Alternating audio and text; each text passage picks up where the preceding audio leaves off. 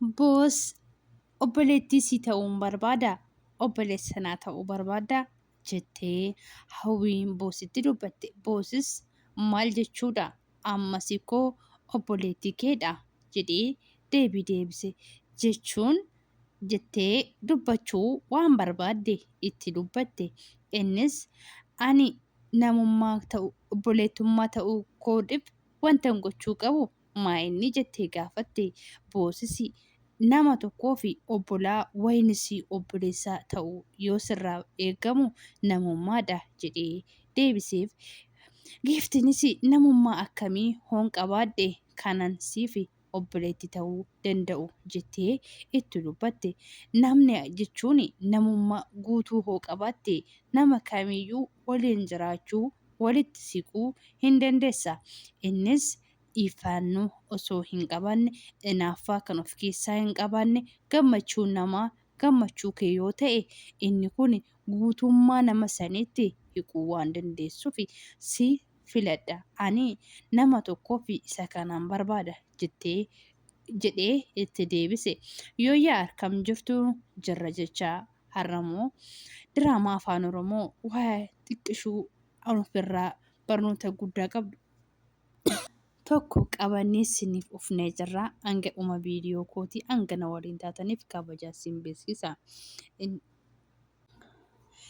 Obboleettii keetii mitiiree jechuun maaliif mana kee nan barsiisne mana kee barbaada jettee dubbatte giiftiin.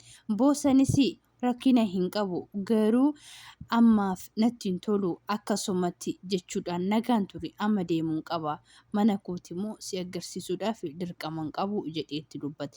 Giiftiinis tole nagaan ture yeroo xiqqoo keessatti wanta sirraa fudhadhee deemuun qaba jechuudhaan. Giiftirreen koo naa bilbilte yooyyaa giiftirroo koo jettee itti dubbate. Giiftiinis yooyyaa abdii koo baganaa jiraatte jettee itti dubbate. Giiftillee koo salphannee turre koo jedhee deebise. Waan ofiinis siikaa osoo sitti himuu jedhee itti dubbate. Jaalalli kee na teechisaa osoo sin argin hombule na dhukkuba wabii hin qoosiin jettee giiftirreenis dubbatte. Giiftirree gisee akkasatti wabii minis kikikikikiki ati oduun ani sin arginii si oolee hin bulu kanaafiyyuu hoositti mee malee hin himu jette. Maatuu kan maqaa 99 qabatte eessaa fiddee maqaa isaan hundaa jettee giiftirreen gaafatte. Wabiinis ani maalan beekaa boonuma sammuu kootitti naa dhufeen dubbadhe osoo amma maqaa isaanii waaminaan jette hin waamu jedhe. Giiftirreenis osoo amma ani yaami jettee hin argitu kanaafiyyuu amma nagaan turii jedhe. Abbaa firiitis firii jechuudhaan balbala duuba jaajjee yaamaa ture. Firiinis bilbila lafa gootee waan waliin haasa'aa jirtu waan baay'ee ishii naasiste abbaan itti dhufnaan.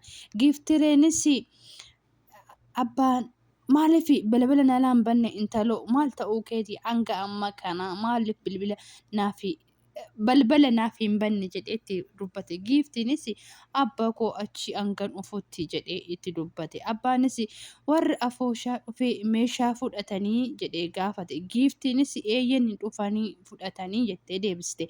Yaa ta'u malee abbaanis kanaafiyyuu maal sin jedhan jennaani abbaan kiyya deemee jaarsinnatii deemeen jedheeni kanuma abbaa koo dhufe gara waltajjii hanga dhufu naan jedheen deemanii jedhee itti dubbatte. Yeroo kana keessatti ishii mee ol darbiitii amma deemitoo buna naa danfisi jedhee giiftii ajaje. Giiftiinis abbaa koo ishii jettee gara manaa deebite. Kennuu maal taatee kennuun garmalee waan yaada keessa dhibba keessa galee fi bareedduun maal taatee kennuu jedhee gaafate. Waa'ee hiriyaa kootii tokko waan baay'ee na yaaddessa beektaa jedhee. Giiftiinis hiriyaa kamii 11 jedhee gaafatte. Biruunis isaa miti kan na dhibbise leevelii jedhama maqaan isaa jedhee itti dubbate. Isheenis oo natti haasoftee hin beektu jedhee itti dubbate. Innis anis kanatti irraanfadhee waa'ee isaa sitti haasa'uu dhiise. Kanaaf maarree maal ta'e jettee gaafatte. Innis erga deeme ji'a 4 garuu bilbila isaa naa bilbilaa hin jiru. Bilbilli isaatis hojjechaa hin jiru. Maatiin isaa garmalee waan yaada'aa jiraniif hangan godhuun dhabe jedhee gaafate. Isheenis maarree bilbilli tokko didee sarara biraatiin hin bilbiltuufi jettee gaafatte. Innis sarara tokko malee sarara lammata hin qabu jedhee deebiseef. Kanaafuu falli maaliree akkamiree jettee gaafatte. Innis obsee koo wannan jedhu hin beeku ani kanuma maal akkan jedhu dhabee jira jedhee itti dubbate. Innis kanaafiyyuu wannan jedhu tokko hin qabu gara miidiyaa fidee isa iyyafachiisuu bichaan qaba jedhee itti dubbate. Giiftiinis bakka wayiin bakka inni jiru neetwoorkii waanuma kamiifiyyuu ati waan baay'ee hin dhiphatiin hin argama wanta hundaafuu si waliinan jira jedhee deebiseef. Innis tole obsii koo naaf jiraadhu waanti ati na wajjin jirtuuf jechoota gargaarii nama wajjin dubbattuuf suman na jajjabeessaa jedhee dubbate. Giiftiinis deebii moo hin abdu koo bobuma jalaa liqqifattaa jedhee itti dubbate.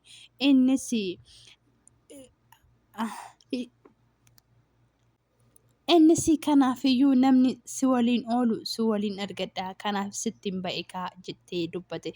Indee odeeffattuudha naan jechaa jirta bir jedhe kennuunis giiftii koo ani hoo si waliin arge si waliin wal arge waan guddaa waan baay'ee natti dhaga'ama sammuun kootis boqonnaa hin argatti. Kanaafiyyuu kanaaf akkas baay'ee tokko na desna jedha. Giiftiinis kanaafiyyuu wal waliin oollakaa yeroo hundumaayyuu maal rakkina qaba hooti fi qaadanyaa taate jettee gaafatte. Innis kennuunis harmee keetiin walitti namaquuf immoo harmeen kan kee mucayyoo koo hanga mana balleessite jettee akkanatti muufattuu fi akkasii waliin oolu barbaada jedhee gaafate. Obseenis harmeen koo hooma siin hin jettu kanaafiyyuu atumti bichaa eeyyamamaa ta'e harmeen koo obboleessa kee waliin akka hin jiraanne naan jettaa jedhee dubbate.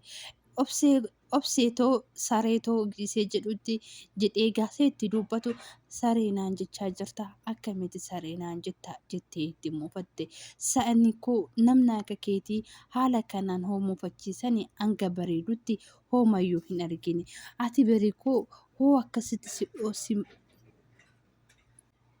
waa si aarsee haala kanaan natti bareedduuf hanga si aarsutti waan dasna jettuuf hoo si aarsee malee koo natti hin bareeddu. Kanaaf namni akka keetii hoo aarellee haala kanaan bareedu hin argine jedhee sirba wayii affeere sirba jaalalaa.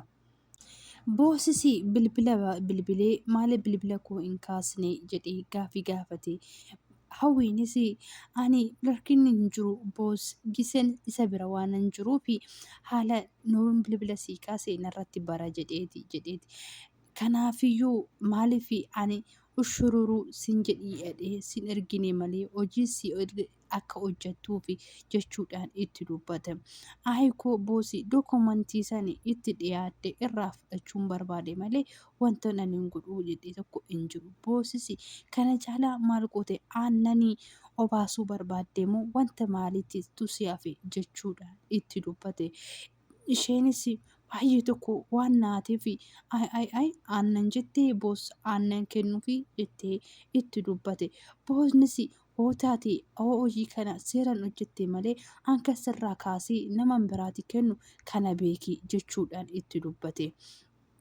Isheenis bakka boos of eeggannoodhaan hojjedha mana isaatiin akka na galchuu barbaade mana isaa seenee dookumanticha fuudhuun barbaade jettee itti dubbatte. Boosis mana isaatillee gisee seentu of eeggannoodhaan hanga seentu sitti himee jira. Kanaafiyyuu of eegi jechuudhaan itti dubbate. ishii bakka hoonaa lassiin jedheen itti fufte na walii fufuu dandeessaa. Wayinis dammoo akka sirraa hojii kana kaasee namaan biraatii kennu kana beekii jechuudhaan akeekama kenneef. Isheenis ishii boos jettee itti dubbate. Mucaa mataa dhagaa sun hin beekne hin deebine jedheeni itti deebite. Isheenis lammii immoo jettee gaafatte. Eeni jedhee deebiseefi ilaa ageessaa waa'ee maatii ishee siraatanii qoradhu. Lafaatii koo waggaa 5 hanga bishaan na jalaa nyaatu hin barbaadu jedhee itti dubbate.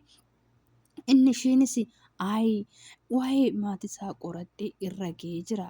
Waa'ee maatii isaa naannuma magaalaa kana jirtu jechuudha jedhee itti dubbate. Innis isheenis ishii hookas ta'e waan bareeda jedhee deebiseef.